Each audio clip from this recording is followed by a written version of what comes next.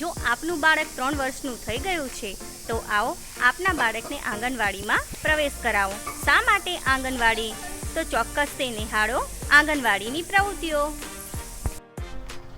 આંગણવાડીમાં આવતા બાળકોના વાલી સાથે સંવાદ કરીને તેમને ઉમરે આંગણવાડી સટકોમ કાર્યક્રમ વિશેની જાણકારી આપીને તે વાલી તથા બાળકોને જોવા માટે કહેવામાં આવે છે.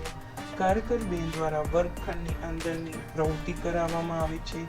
4 જૂથમાં બાળકોને વહેંચીને 4 ખૂણાની જૂથની રમત પણ વર્કર બહેનો દ્વારા બાળકોને સરસ રીતે રમાડવામાં આવે છે.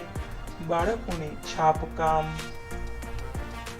સર્જનાત્મક કામ, ગળી કામ તથા રંગકામ જેવી પ્રવૃત્તિ પણ યોગ્ય રીતે કરાવાય છે.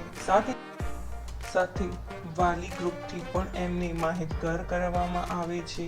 પીએસસી બેન દ્વારા યોગ્ય માર્ગદર્શન હેઠળ વાલીઓને ફોનના માધ્યમથી સમજાવવામાં આવે છે અને મારી વિકાસ યાત્રાની સમજ આપીને બાળકના ગ્રોથ વિશેની એના શારીરિક, માનસિક, સામાજિક તથા બૌદ્ધિક વિકાસની જાણકારી પણ વાલીને આપવામાં આવે છે.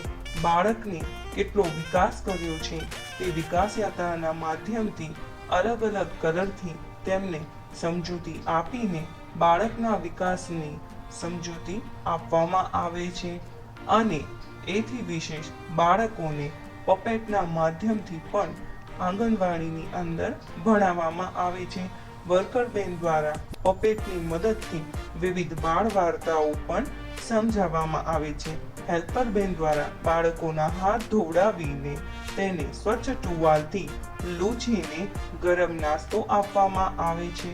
તેમજ પીએસસી બેનના યોગ્ય માર્ગદર્શન હેઠળ તમામ કાર્યકર બહેનો સાથે મળીને બાળકોને શારીરિક, માનસિક અને બૌદ્ધિક વિકાસની કેળવણી કરાવી એટલે આંગણવાડી.